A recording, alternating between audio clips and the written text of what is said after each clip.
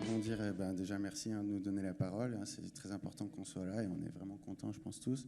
Pour rebondir sur ce qu'a dit Lisa, moi je pense qu'on bénéficie d'une très bonne formation et d'une très bonne exposition. Tout le monde sait qui sont les internes, puisque dès qu'on arrive à l'hôpital, finalement, on nous voit, et puis quand on en part, on nous voit aussi. Donc voilà. Nous, pour moi déjà, qu'est-ce que c'est le sens au travail en tant que soignant ?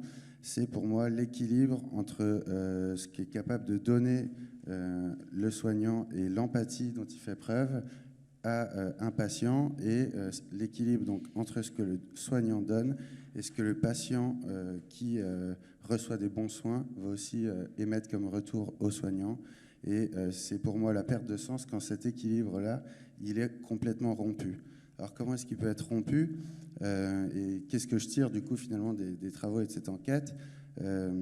Pour moi, c'est quand c'est les conditions de travail. On fait face à un surinvestissement permanent, je pense, à l'hôpital. Et pour illustrer un petit peu ça, la moyenne horaire par semaine, c'est 73 heures par semaine pour les internes en chirurgie. Et quand ils ne sont pas au bloc opératoire, mais qui sont dans le service, ils travaillent en moyenne 83 heures par semaine et prennent en charge 20 malades hospitalisés tout seuls par jour. Le temps de la visite médicale le matin, c'est environ 1 heure, 1 heure et demie. Donc 20 patients, 1 heure et demie, ça fomente en vous ce concept un peu d'industrialisation dont on fait face à l'hôpital et de la rentabilité du poste dans l'entreprise, puisque c'est un peu une vision qu'on peut avoir sur le terrain, très pratique, pour parler de ce que je connais. Voilà. Et en fait, ça pousse cette industrialisation à déshumaniser les rapports. On doit aller vite pour faire efficace, parce que dans le fond, on fait du soin. On ne veut pas faire du soin dégradé, on veut le faire jusqu'au bout. C'est en chambre que ça se passe, c'est vrai, mais c'est aussi dans le bureau. Il faut s'occuper des prescriptions, il faut faire ça bien, il faut que les examens complémentaires soient là à temps, il ne faut pas qu'ils soient là en retard. Et donc, finalement, on en vient à déshumaniser nos rapports. Et ce qu'a soulevé cette enquête, notamment la déshumanisation, fait partie du concept de burn-out qui est décrit par Maslach en 1981, aux côtés de l'accomplissement de soi, l'épuisement professionnel. Et 65%, donc j'ai dit 65% des internes sont à risque élevé de déshumanisation. Et qu'est-ce qu'on dépiste quand on les interroge et qu'on les considère à risque élevé de déshumanisation? Parmi les questions, c'est je ne me soucie peu de ce qui arrive à certains de mes malades, et ils répondent chaque semaine, chaque mois, chaque année, ou alors je m'occupe de certains de mes malades de façon impersonnelle, comme s'ils étaient des objets. Et plus je fais ce travail, et puis plus je me rends compte que, moi je parle de ce que je connais, des internes, mais parmi les chefs, les médecins, les infirmiers, tous les soignants sont finalement sujets à partager ce point de vue que je peux avoir.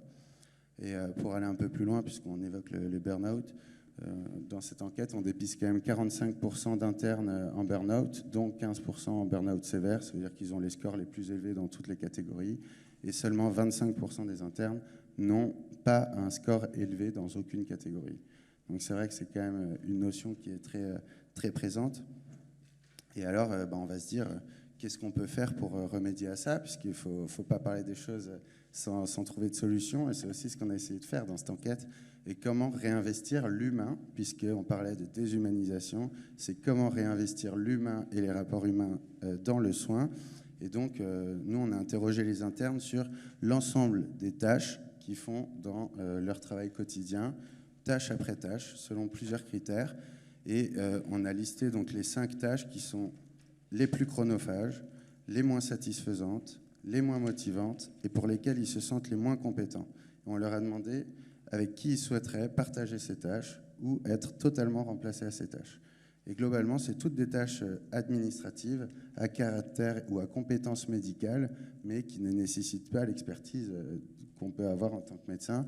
Donc, pour vous en lister quelques-unes, c'est la rédaction et l'organisation d'ordonnances de sortie, de comptes rendus d'hospitalisation, faire des arrêts de travail, des ordonnances de sortie. J'ai l'impression de tomber dans le cliché de l'interne qui se plaint de son travail. Je suis désolé, mais très sincèrement, en fait, on le savait déjà. Moi, j'ai simplement donné l'occasion aux internes de pouvoir l'exprimer. Et en fait, ça ressort pleinement et unanimement.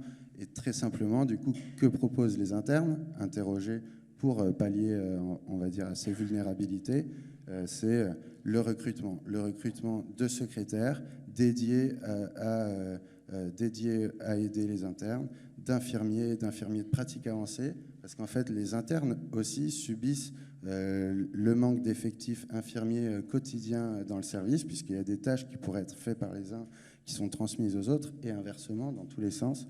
Mais en fait, si on était plus d'humains à travailler, on rendrait un peu plus humain le soin. Et dernier petit aparté, parce que c'était vraiment une surprise de cette enquête, et j'aimerais vraiment qu'on puisse bannir ça de l'hôpital de demain, et c'est exactement ce que je vois que SPS est en train de construire, c'est le harcèlement au travail. Je pense qu'à l'hôpital, il y a aussi un harcèlement au travail qui est institutionnalisé. C'est quand même très difficile pour les internes de faire face à un harcèlement au travail quand finalement ça vient des personnes qui sont souvent haut placées et qui vont finalement vous accorder ou non des postes et des perspectives de carrière. Et donc, je pense qu'il est nécessaire d'investir dans chaque service des responsables extérieurs au service qui soient garants d'une écoute, d'une veille au harcèlement au travail. Et pour vous donner quelques chiffres, il y en a 34% qui se sentent harcelés moralement de façon fréquente, 29% subissent des remarques à caractère sexuel, et on a, avec grand étonnement, dépisté 4% d'agressions sexuelles, c'est-à-dire attouchement, caresse ou violence physique sur le lieu du travail. Voilà, et donc je vous laisse sur ces méditations et réinvestir le soin.